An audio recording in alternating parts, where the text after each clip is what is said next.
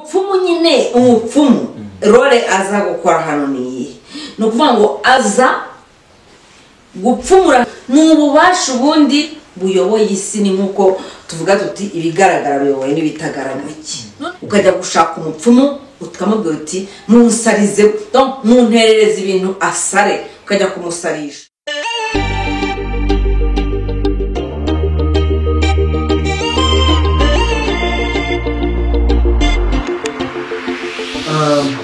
Tugana ku musozo w'ikiganiro cyacu, ndagira ngo ni ikibazo kimwe cyonyine ngira ngo udusubize, dusobanurire neza ku kijyanye n'ibintu n'uburyo bw'imyizerere, abapfumu, abapasiteri, ubuhanuzi n'ibiki, sibyo? Iki kintu cy'ubupfumu nyine usanga bagihuza n'ubuvuzi gakondo, ngo ni ubupfumu, ni ukujya mu bapfumu, sibyo? Iki kintu urakivugaho iki? Uravuga ikintu cy'ubupfumu ku bantu bavuga ko ari ikintu kibi, urabivuga iki? Nyine none se ko abantu nyine bamaze ubundi nabireva ijambo ryacu rirarema, barangije nyine kucyambika ububi, donc niba nabyita kukidiaboliza, barangije kukidiaboliza ariko ntarirarenga. Burya abapfumu n'abavuzi ba Kinyarwanda niwo mukoro bafite wo kugira ngo iryo zina babashe kuryuhagira, ko gupfumura ubwabyo si bibi, nuko wenda abandi baba babyita mu guhanura. Ariko bitewe n'ukuntu ijambo ryakirwa muri sosiyete, nshobora kuza nkahakana ko ntari umupfumu, donc ibintu ni bibiri. Nshobora guhakana ko ntari umupfumu mu rwego rwo kwirindira izina kugira ngo abantu be kunyita umupfumu nkabihomberamo, sibyo? Kimwe nuko nshaka guhakana ko ndi umupfumu kubera ko numva urwo rwego ntararugeramo. Urumva rero ni ibintu bibiri bitandukanye, byaterwa n'icyo buri muntu yaspire cyangwa buri muntu icyo yiyumvamo. Ariko kuba umupfumu, gupfumura ubwabyo si ikibazo, ahubwo haza kuzamo impact y'ababyiyitirira bakiyita abapfumu kandi atari bo, hakaza kuzamo abantu bita abandi abapfumu ari uburyo bwo kugira ngo babanduze, babahemukire, babakorere nabi, cyangwa se babangishe rubanda. Hakazamo n'ababyitiranya mu mbi nyine kwa ko batabisobanukiwe, nadasobanukiwe umupfumu ni iki, umuvuzi ni iki, batandukaniye he. Nibyo ngibyo urebye, ntabwo kuba abantu babivangavanga ari amakosa yabo, biterwa n'uburyo babihawe. Hari uburyo bavuga ko abapfumu ari abarozi. Hari umva nawe uvanze none abantu batatu, wabanje kuba pfumu n'abavuzi, none wongeyemo n'abarozi. Abarozi bo ni babi igihe cyose, sibyo? Abarozi ni babi igihe cyose, kuko kuroga nugushakira abantu ikibi nyine, kandi gushakira abantu ikibi nyine ni bibi. Ubundi ubupfumu ni ikintu umuntu ashobora kwifuza buriya? Yego. Ushobora kwifuza ubupfumu. Buriya buryo bavuga ngo umupfumu yohereje ngo abakurambere cyangwa ngo yohereje ngo ihembe, biriya bintu ubona iriya myuka ni ikintu kiza umuntu, nkuko uvuze ngo umuntu yabyifuza iriya myuka.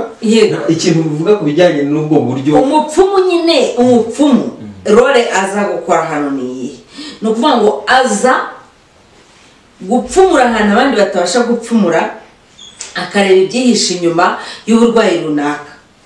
Niyo mpamvu mvuga ko atari bibi, nuko wenda iyo mbivuze amahita ngo nshyigikiye ubupfumu, ariko ntibibanze bumve nshyigikiye ubupfumu iyi nzira.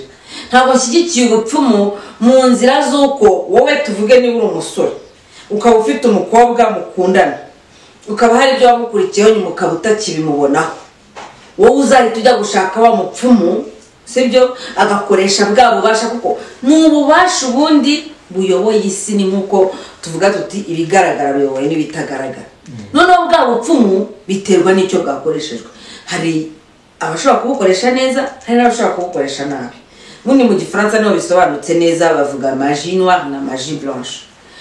Rero wowe musore ubonye ko ushaka kubengurira mukobwa, ariko wamuriye utwe, wamukuyeho amafaranga, wagize gute, none ukavuga uti abantu nibabona mwanze bazagira ngo iki, ukajya gushaka umupfumu ukamubwira uti munsarize, donc munterereze ibintu asare, ukajya kumusarisha.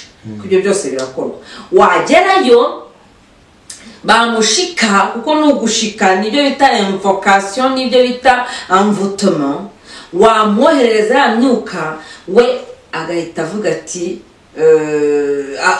uwo ubyohereje nawe afite roho yigakanguka akavuga ati se ibintu biturutse kanamuvugisha bien ubundi usibye abiyitirira ubupfumu abapfumu nyabapfumu babirimo bari mu byitwa voodoo bari mu byitwa shamanisme bari mu biki ni ibintu biri réel kandi bikora ahubwo abantu benshi babirojeta kubera ko batiteguye kuba inyangamugayo babikurikije kuko mu by'ubupfumu ntabwo hazamo biriya byo kuvuga ngo Yesu arababarira niba ushaka guhemukira umuntu kandi watarigeze guhemukira iryo hembe wari umuherereje birakugarukira tayari ku mugaragaro nirigerayo rigasanga ari umwere wowe wari ugiye kumuhemukira birahita bikugarukaho ariko mu bukristo nyine cyangwa se no mu yandi madini abantu bitwara uko biboneye kuko bavuga bati ntibikora cyane n'amasengesho wayavuga ashobora gukora cyangwa ntakore ibintu nk'ibyo ese nk'iyo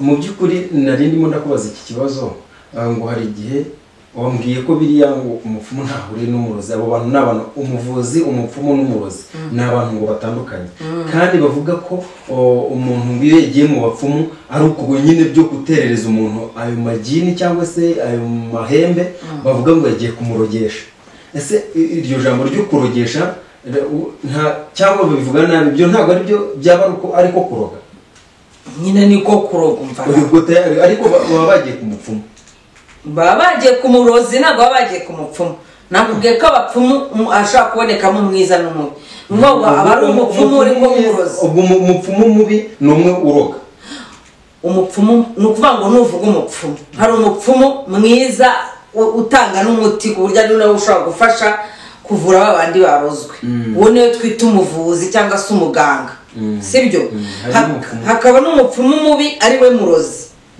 nuko wazanyemo ibintu bya gatatu kandi mu by'ukuri muri uriya umupfumu w'umuvuzi afite no kuvura atari umupfumu mu by'ukuri adakoresha ibintu by'imyuka akoresha ibyatsi gusa nk'uko Imana yabiremye bamwe babita abagorozi harimo nabo numvise ngo babarungi usibye ko ntamenya neza cyane ukuntu bakora ko bazanamo n'imyuka noneho agakoresha bya bindi Imana yaremye akakuvura urumva rero nujya kuvanga ukazana umupfumu ugashyiramo umurozi ugashyiramo umuvuzi ubwo urumva ko ni urujijo ruri mu bantu uko bisa kose abo bantu kubatandukanya abantu ntibarabimenya none iryo hembe baba bohereje nk'umuntu n'urugero rikamuvugisha ribwirwa n'iki directeur kubera ko babwirwa n'iki uwo nguwo waje kuri wa mupfumu kumubwira cya kibazo afite yahuye nacyo akanongera akaryohereza rikajya kuri wa wundi sibyo iyo bavuganye ryemezwa n'iki ryemezwa n'iki ukuri kwa nyako k'umuntu uri mu kuri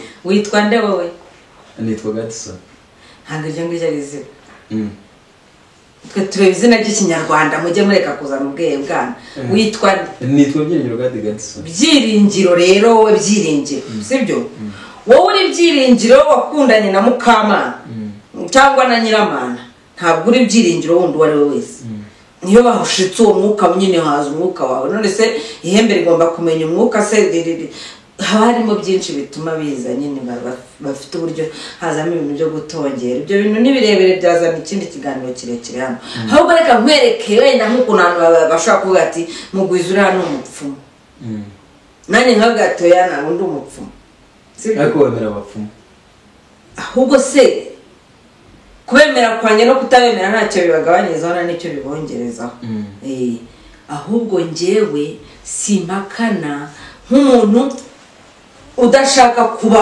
icyo kintu ahubwo nuko ntashaka kucyemera kandi mu by'ukuri atari cyo ndicyo ndavura nkoresheje imiti ya kinyarwanda bisanzwe y'ibyatsi mu bushobozi bwabyo Imana yabihaye nkakiza abantu sibyo ariko haramutse habayeho kuzamurwa mu ntera nkashyirwa mu yindi ntera ituma mvura abantu ariko noneho nanagiye no muri esprit cyane no muri mbese ugakurura imyuka nkayikurura nyine nkayikurura abantu bahemukira abandi nkabahana nkayikurura abantu bampemukira nanjye ubwanjye wenda ntibabuze abamemukira nanjye nkabahana nkayikurura nkagira ibyo nsobanukirwa cyangwa se nkagira n'ibyo nsobanura n'umuntu uje unsanga nawe nkagira ibyo musobanurira wumva bitandukanye no ni ibintu biri complexe ntabwo wabivangavanga ngo upfe kubivangura uko ubonye mu kiganiro cy'umuntu cy'iminota nk'iyo dufite. Reka dushimire abadukurikiye hano kuri kamera zacu za DLP TV. Ngewe wasuye Mugwiza Jerry, nitwa Gadson nkuko mubimenyereye. Hanyuma reka tugane ku musozo w'ikiganiro. Rumva ndagira ngo usoze ugira ikintu ubwira abakunzi bacu hanyuma dusoze. Ibyo nababwira nyine ni uko buri muntu mu nzira arimo agerageze guharanira icyiza ko gitsinda ikibi, nta kindi urebye n'icyo. Amen. Amina rwose, amen, amun, amon, amani. Rega buriya niko bimeze. Ubundi Imana bivuga amun, amon, bibe bityo. Bibe bityo. Ainsi soit-il. Ciao rero, turabashimiye kuba mwadukurikiye mwakurikiye ikiganiro cyacu.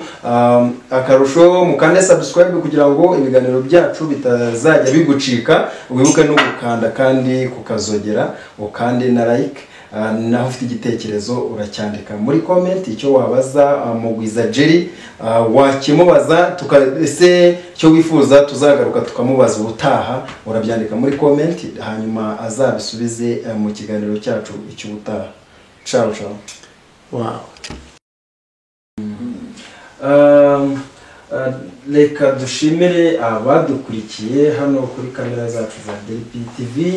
Ngewe wasuye Mugwiza Jerry, nitwa Gadson nkuko mubimenyereye.